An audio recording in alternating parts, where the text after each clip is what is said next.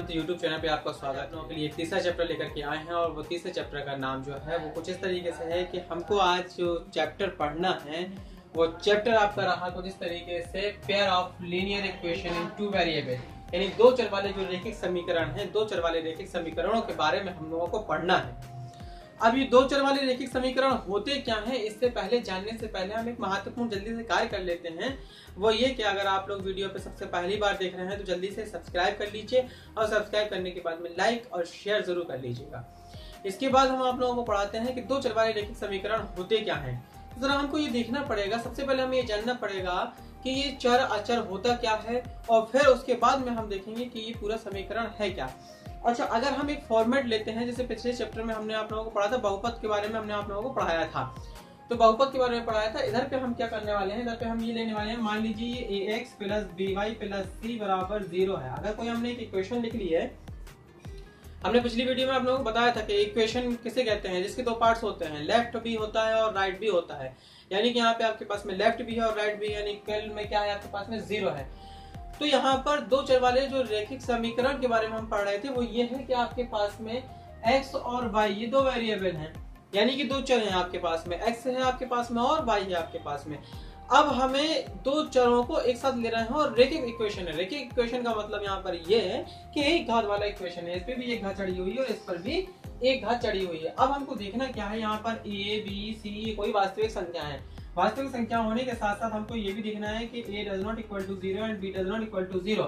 अगर किसी a या b कोई 0 हो जाएगा तो वहां से अगर a 0 हो जाएगा तो x का पद विलुप्त हो जाएगा और b 0 हो जाएगा तो y का पद विलुप्त हो जाएगा। तो हमको देखना क्या होता है, यहाँ पर a और b तो 0 हो नहीं सकते, नहीं तो फिर दो चर वाला रैखिक समीकरण नहीं बनेगा हमारा। दो चर जिसमें दो चर हो, x भी हो और y भी, तो अस्तित्व कब रहेगा, जब a और b दोनों 0 नहीं होना चाहिए।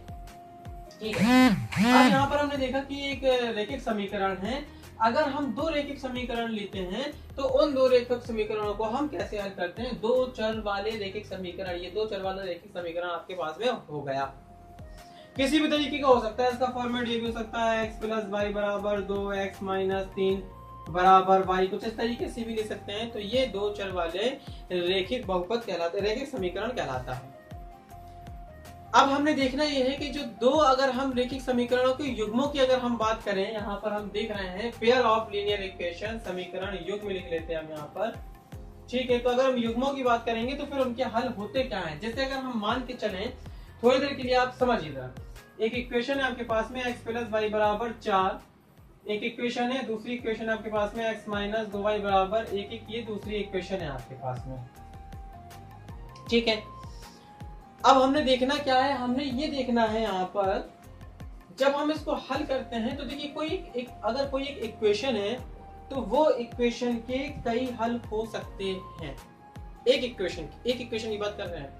आप एक बार बताओ, अगर आप x बराबर यहाँ पर x बराबर अगर आप 1 रखोगे तो यहाँ पर 1 रखोगे तो 4 में से 1 चले जाएगा तो y बराबर कितना आ जाएगा, 3। मतलब x बराबर हमने 1 रखा प्लस y बराबर में 4 आया तो y बराबर 4 माइनस 1 हो गया तो y बराबर कितना आ गया, 3 आ गया। यानी इस इक्वेशन का एक हल आपके पास में कितना आया, 1,3, क्योंकि पहले हम x की वैल्यू रखते हैं, बाद में हम y की वैल्यू रखते हैं। तो x बराबर 1 और y बराबर 3 आया। अगर हम 2 रख लेते हैं तब भी 3 रख लेते हैं तब भी बहुत सारे, इसमें जितने हल रखते चले जाएंगे बहुत सारे हल इसके आते चले जाएंगे। दूसरे इक्वेशन में भी ऐसे ही होगा, x के मान y के मान हम बहुत सारे रखते हुए चले जाएंगे, कई एक इक्वेशन के हल आते हुए चले जाएंगे। लेकिन एग्जैक्टली इन दोनों इक्वेशनों का हल क्या है, दोनों समीकरणों का हल क्या होगा। वैसे तो इसके बहुत सारे हल हैं, इसके भी बहुत सारे हल हैं, लेकिन एग्जैक्ट हम ये कैसे पता करेंगे कि इन दोनों इक्वेशनों का हल क्या है। सबसे पहले हम यहाँ पर ये जान लेते हैं, मान लीजिए पहले इक्वेशन की अगर हम बात करें तो हम कुछ इस तरीके से एक टेबल बना लेते हैं। ठीक है, अब हमने x बराबर 1 रखना है, x बराबर 1 रखने से y बराबर 3 आ जाना है, x बराबर 2 रखना है तो y बराबर कितना आ जाना है, 2 आ जाना है, x बराबर 3 रखना है, y बराबर 1 आ जाना है, x बराबर 4 रखना है, y बराबर 0 आ जाना है। चेक करो ना, दोनों का योगफल कितना आना चाहिए, 4 4, जैसे में चेक कर सकते हो आप, एक का मान रख के दूसरे का पक्षांतर करके हल कर सकते हो। दोनों का योग आप देख रहे हो, चारों हर कंडीशन में दोनों का योग 4 बन जाना चाहिए। 1 और 3 4 होगा, जब 2 में 2 जोड़ेंगे तभी 4 आएगा, 3 में 1 जोड़ेंगे तभी 4 आएगा, 4 में 0 जोड़ेंगे तभी 4 आएगा। तो आप ये समझे यहाँ पर कि कि हम दोनों तीनों तरीके से देख सकते हैं कि एक क्वेश्चन को हम या तो ये देख लें कि x प्लस वाई दोनों का योगफल 4 आ रहा है कि नहीं आ रहा, जितने में 4 आता चला जाएगा वो सब के सब इसके हल होते हुए चले जाएंगे। इसी तरीके से हमने दूसरे इक्वेशन के लिए भी चलिए यही कर लेते हैं। एक काम किया हमने, x ये लिया, y ये लिया, x बराबर 1 रखा। अब x बराबर 1 रखेंगे तो y बराबर क्या आ जाएगा, 0 आ जाएगा। क्यों आ जाएगा y बराबर 0? आपका हम चेक करवा देते हैं। 1 रखा, माइनस 2y हुआ, बराबर में 1 हुआ, 1 से 1 कर लिया, माइनस 2y बराबर 0, तो y बराबर टोटली क्या आ गया, 0 आ गया आपके पास में। x बराबर हमने क्या रखना है, x बराबर 2 रख लेना है। जब x बराबर हम 2 रखेंगे, देखो जरा, x बराबर 2 रखेंगे तो यहाँ पर आएगा 2y बराबर में 1 आ गया। तो 2 माइनस 1, क्योंकि 1 को हम इस तरफ लेके आए और 2y को उस तरफ लेके चले गए, तो 1/2 आ गया, यानी 1 तो इसका रिजल्ट बचेगा और 2 यहाँ पे आ जाएगा, तो ये कितना आ गया, 1/2 आ गया। हमने यहाँ पे 3 रख लेना है, 3 रखेंगे, यहाँ पे 3 हो गया तो यहाँ पे 3 हो जाएगा, तो यहाँ पे 2/2 मतलब यहाँ पे 1 आ जाएगा। फिर हमने 4 रख लेना है, तो यहाँ पर अगर हम 4 रख लेते, मान लीजिए ये 4 हो जाता, तो फिर ये क्या हो जाता, 4 हो जाता, तो फिर ये क्या बचता, 3 बचता, यानी कि 3/2 हो जाता। तो 4 रखने पे क्या आया, 3/2 आया। अब हमने यहाँ पे ये देखना है, बहुत सारे ऐसे हम हल निकालते चले जाएंगे। हालांकि ये मान लीजिए कि इन दोनों के हल को निकालने का ये तरीका नहीं है, ये लॉन्ग प्रोसीजर है, लेकिन इसके माध्यम से हम इसका एनालाइज कर सकते हैं, विश्लेषण कर सकते हैं, देख सकते हैं चीजें कैसे बनती हैं। इसलिए हम आपको ये समझा रहे हैं, दो इक्वेशनों को हल करने के लिए ये अवेलेबल नहीं है। इसकी 3 चीजें होंगी, 3 तरीके से हम इनको सॉल्व कर सकते हैं। एक होता है प्रतिस्थापन विधि, एक होता है विलोपन विधि, एक होता है बज्र गुणनखंड विधि। ये तीनों विधियां हम अगले पार्ट में आपको बताएंगे कि इन इक्वेशनों को विद इन 2 मिनट्स और 3 मिनट्स कैसे शॉर्ट आउट किया जा सकता है। यहाँ पे तो अभी हम इसका विश्लेषण आपको करके बता रहे हैं कि हम क्या क्या चीजें कर सकते हैं और चीजें कैसे बनती हैं। आप यहाँ पर ये अनुमान लगाओ यहाँ पर कि क्या कहीं ऐसा हुआ है क्या कि दोनों के एक जैसे मान हो। इक्वेशन अलग अलग थी ना, x प्लस वाई बराबर 4 था, x माइनस 2y बराबर 1 था, लेकिन यहाँ पर 3 रखने पर 1 प्राप्त हुआ और यहाँ पर भी 3 रखने से 1 प्राप्त हुआ। बस जहां उभयनिष्ठ सॉल्यूशन आपको मिल जाए दो इक्वेशनों में, वही उन दोनों इक्वेशनों का हल होता है। आपने बहुत सारे हल निकाले ना, 1 3 2 2 3 1 4 0 1 0 वगैरह वगैरह निकालते रहे, लेकिन जहां आपको कॉमन सॉल्यूशन मिल गया, कॉमन हल मिल गया, उभयनिष्ठ हल मिल गया, दो इक्वेशनों के बीच का एक जैसा हल, तो वहां पर आपका वो सॉल्यूशन हो जाता है। तो अब ये तो नहीं करते रहेंगे हम कि एक ही मान रखते रहेंगे और फिर देखते रहेंगे कब कॉमन आ रहा है, जब कॉमन आएगा तब हम रुकेंगे। लेकिन हमको ये समझना प्रोसीजर क्यों है, हम ग्राफ कैसे प्लॉट करेंगे, इनकी ग्राफी विधि के द्वारा हम इन्हें कैसे हल करेंगे, इसको देखने के लिए हमें मान रखना पड़ता है कि एक इक्वेशन है तो उसमें हम इनफाइनाइट कितने भी मान रखते हैं और उसके हल निकलते हुए चले जाते हैं, एक इक्वेशन के लिए हल निकलते हुए चले जाते हैं। तो यहाँ आप देखेंगे कि 3,1 इसका हल आ गया, ये एक तरीका हुआ हल देखने का। अभी हम ग्राफ के द्वारा आपको ये समझाने वाले हैं कि एक ग्राफ बना करके हम ये देखेंगे कि इन दोनों इक्वेशनों के हल कैसे हम निकाल सकते हैं। भाई ये एक सरल रेखा है, दो वेरिएबल में दो चर वाला एक रैखिक समीकरण है, तो एक लाइन हुई, एक रैखिक समीकरण है और दूसरा वाला भी एक रैखिक समीकरण है। अब हम ग्राफ पेपर पर कैसे प्लॉट करते हैं, थोड़ा अच्छे से हम आपको अभी बोर्ड में ही समझा पाएंगे, बाकी अच्छे से आप ग्राफ पेपर पर सॉल्व कर सकते हो। तो आपने एक ग्राफ बना लेना है, x x डैश हो गया और y y डैश हो गया, समझते जाना।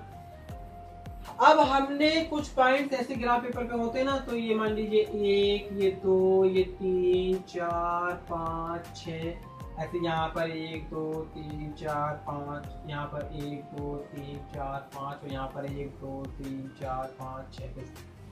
जब हमने ऐसा कर लेना है तो हमने ये देखना है कि पहले वाले के लिए हम प्लॉट करेंगे 1,3। तब इसका अर्थ ये हुआ कि x अक्ष पर 1 जाना है और y अक्ष पर 3 जाना है, वो भी धनात्मक दिशा में जाना है। तो x अक्ष पर 1 गए और जब यहाँ पहुंच गए, जहां जहां पहुंचा था वहीं से स्टार्ट कर लिया करो। फिर हमें 3 जाना था, तो देखो इसके सामने ये 1 ये 2 ये 3, यानी यहाँ पर हम फाइनल आ गए। तो जब हम यहाँ फाइनल आ गए तो ये आपका 1,3 कहलाया बिंदु। इसके बाद 2,2 करना था, तो हम एक्स अक्ष पे 1 और 1 ये 2 चले और 2 ऊपर चले, 1 और 1 2, तो यहाँ पर हम पहुंच गए, यानी कि ये 2,2 हो गया आपके पास में। फिर 3,1, तो यहाँ हम चले तो 1 2 3 ये रहा और 1 ये रहा, तो 3,1 हम 3,1 यहाँ गए। 4,0, तो 1 2 3 4 हम ये चले और 0, तो 0 मतलब कहीं नहीं जाना है, तो ये आ गए। तो एक आपका ये ग्राफ हमने इस तरीके से एक लाइन बना दी, एक लाइन बन गई। ये पहली लाइन है, यानी पहली रेखा हो गई आपके पास में। 1,0, तो 1 ये चले और 0 यहीं पे रहेगा। 1,0 आपका ये 4,0 था, फिर यहाँ पर आपका 1,0 आ गया। अब हमें 2,1/2, 1/2 का मतलब क्या होता है 0.5, तो 2 ये चल दिए और 0.5 आपका यहाँ पे, क्योंकि ये देखो 0 से लेके 1 तक है तो आधा ये कहलाएगा, तो दूसरा पॉइंट आपका ये आ गया। फिर 3,1, तो 3,1 आपका ये आ गया और फिर 4,1.5, यानी कि 3/2 का मतलब क्या है 1.5, तो 4 तो आप ये चल दिए, 1 2 3 4 तो आप ये चल दिए और 1.5, तो 1.5 आपका यहाँ पे आ जाएगा।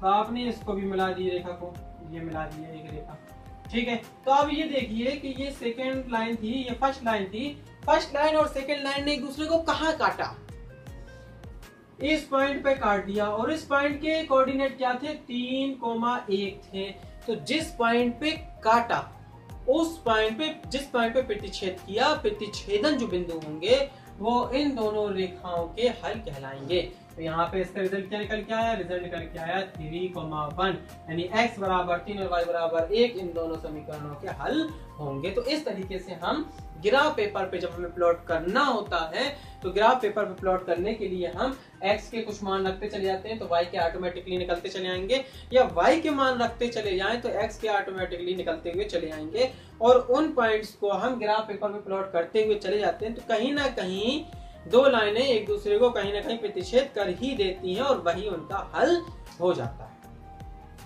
इस तरीके से तो हमने दो हल निकालना सीखे। हालांकि हम आपको बता रहे हैं ग्राफ पेपर या ग्राफ को बनाने के लिए, प्लॉट करने के लिए ये विधि को अपनाते हैं। इस विधि के द्वारा हम ग्राफ को प्लॉट करते हैं। एक छोटा सा और तरीका होता है ग्राफ को प्लॉट करने के लिए कि हम एक बार x बराबर 0 रखें तो y बराबर 4 आएगा, एक बार y बराबर 0 रखें तो x बराबर 4 आएगा। तो कोऑर्डिनेट जो निकल के आएंगे वो निकल के आएंगे 0,4 एंड 4,0। तो हमें एक लाइन पता चल जाएगी। जैसे मान लीजिए हम कुछ इस तरीके से करें, ठीक है। अभी हम चूंकि स्केल नहीं लिए हुए हैं तो थोड़ा आगे पीछे बन सकता है, स्केल नहीं लिए हुए हैं तो आगे पीछे क्या लाएगा। अब जैसे हमने यहाँ पर x बराबर 0 करना है तो y बराबर 4 आ जाएगा, यानी 0,4। तो हमने ये मान लिया 1 2 3 4, यानी 0,4 हमने यहाँ मान लिया 0,4 ये रहा आपका, ठीक है। अब हमने क्या देखना है, अब हमने ये देखना है कि हमने y बराबर 0 रखा तो x बराबर 4 आया, तो 4,0। तो हमने ये मान लेना है कि ये 4 है और 0 है, तो 4,0। तो इस लाइन को हमें खींच देना है, तो ये लाइन आपकी जो बनेगी, ये लाइन आपकी ऐसे बन जाएगी। अब ऐसे हमें यहाँ कर लेना कि x बराबर 0, तो y बराबर -1/2 आ जाना है। y बराबर क्या जाना है भाई, x बराबर 0 रखेंगे तो y बराबर -1/2 आ जाना है, यानी -0.5। तो -0.5 y बराबर, तो यहाँ पे क्या लाएगा मान लीजिए, और x बराबर 0 का तो एक तो पॉइंट ये आ गया आपके पास में। दूसरा पॉइंट ये करना था कि y बराबर हमें 0 मान लेना था। y बराबर 0 लिया तो x बराबर क्या जाएगा, सॉरी, x बराबर क्या जाएगा 1 आ जाएगा। तो 1,0 यानी y बराबर हमें 0 लेना है तो x बराबर 1, x बराबर 1 ये रहा, y बराबर 0 तो 1 को यहाँ पर आ जाएगा। तो इसको हमने एक लाइन को ऐसे मिला दिया। अब आप ऑफिशियली यहाँ पर अगर देख पा रहे होंगे तो ये 1 है, ये 2 है, ये 3 है, ये 4 है। देख लीजिए ये 3 है और यहाँ से ये आपका लगभग में 1 निकल के आएगा। तो अगर हम स्केल की सहायता से बनाते तो ये पॉइंट अगर हम ऐसे नापते तो 3 निकलता है और ऐसे नापते तो 1 निकलता है, तो 3,1। यानी इतने सारे बिंदुओं को रखने की जरूरत नहीं है, हम एक बार 0 कर लेते हैं तो भी हमें हल प्राप्त हो जाता है। अब हमने बताना क्या है, हमें ये बताना है कि जब दो रेखाएं जो होती हैं उन दो रेखाओं के हल कितने हो सकते हैं और क्या अलग अलग भी हल हो सकते हैं, या हमेशा एक जैसे हल निकलते हैं, या हमेशा एक ही हल निकलता है। तो देखिए हम 3 चीजें आप लोगों को बता रहे हैं, वो 3 चीजें सीख लीजिए। पहली कंडीशन ये कि जब हमने एक इक्वेशन ऑफ पेयर लिया, equation of pair it means ये हो गया a1x plus b1y plus c1 is equal to 0 and a2x plus b2y plus c2 is equal to 0। Then यहाँ पर हम एक चीज और भी करेंगे कि a1 does not equal to 0 and b1 does not equal to 0 and a2 does not equal to 0 and b2 does not equal to 0। X y के कोएफिशिएंट हमारे 0 नहीं होना चाहिए। अब हमने यहाँ पर ये देखना है कि जब हमने कोएफिशिएंट निकाल लिया a1 b1 c1 a2 b2 c2 ये कोएफिशिएंट है, तो कंडीशन ये होती है, वो कंडीशन ये होती है कि अगर किसी कंडीशन में a1 upon a2 does not equal to b1 upon b2 आता है, अगर किसी भी कंडीशन में a1 upon a2 does not equal to b1 upon b2 आता है, तो ऐसी रेखाएं प्रतिच्छेदी रेखाएं कहलाती है। पहली कंडीशन, ऐसी रेखाएं क्या कहलाती हैं? प्रतिच्छेदी रेखाएं कहलाती हैं। एज एग्जाम्पल प्रतिच्छेदी रेखाएं, जैसे अभी निकला था 3,1 इसका हल। तो ऐसी रेखा प्रतिच्छेदी रेखा, और प्रतिच्छेदी रेखा जो होती है वो हमेशा और हमेशा केवल और केवल एक ही बिंदु पर काटती है। तो जब एक ही बिंदु पर काटे, और कटान बिंदु को हम हल कहते हैं, कटान बिंदु को हम हल कहते हैं, तो हल आपका कितना होगा? एक होगा, यानी अद्वितीय, कोई दूसरा हल नहीं होगा, अद्वितीय हल होगा। और जिसका कोई सा भी हल हो, एक हो या एक से ज्यादा हो, वो रेखा युग्म में या जो समीकरण युग्म होते हैं वो आपके कहलाते हैं संगत युग्म, संगत समीकरण कहलाएंगे।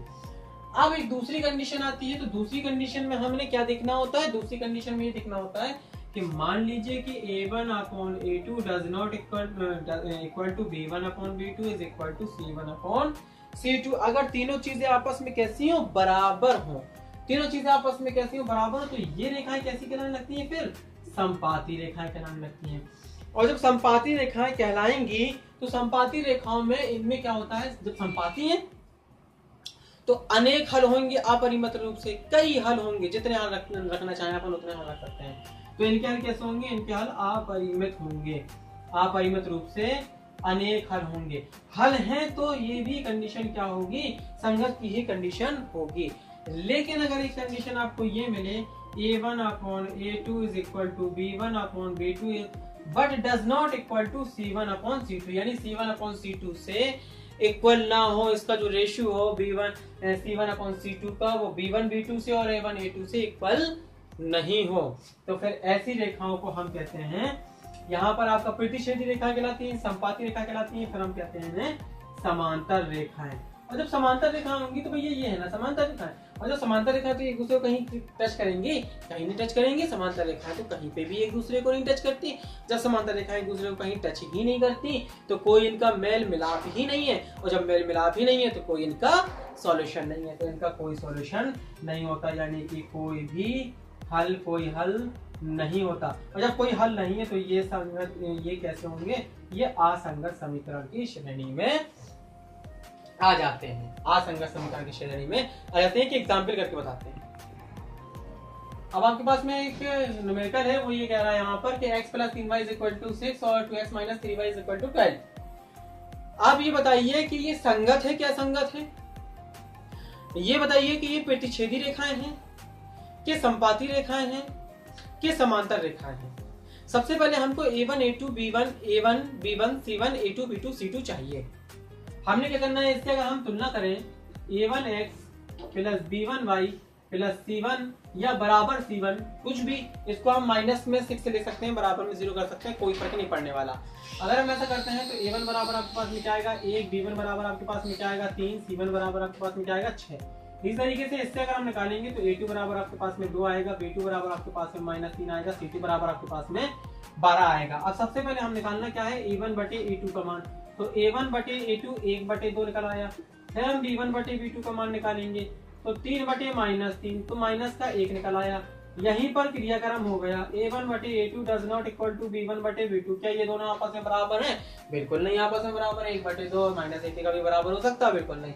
तो जब ये आपस में बराबर नहीं है, पहले इक्वेशन पे, पहले पॉइंट पे चले गए, और पहला पॉइंट क्या कह रहा था? ये प्रतिच्छेदी रेखाएं हैं। तो ये रेखाएं कैसी हैं? प्रतिच्छेदी रेखाएं हैं। इनका हल क्या होगा? सिर्फ और सिर्फ एक होगा, यानी कि अद्वितीय होगा।